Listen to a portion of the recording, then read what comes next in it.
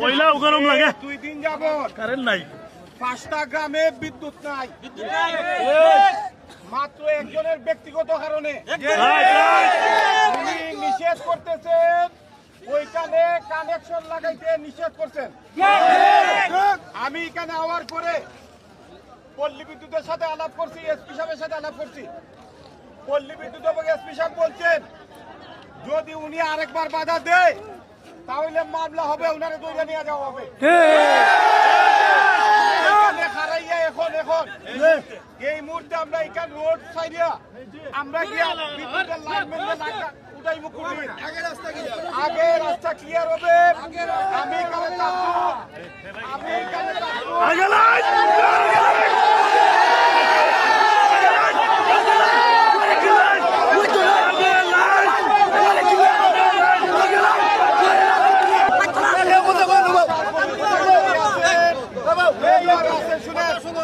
বাজার কমিটির সেক্রেটারি আছেন, মেম্বার আছেন,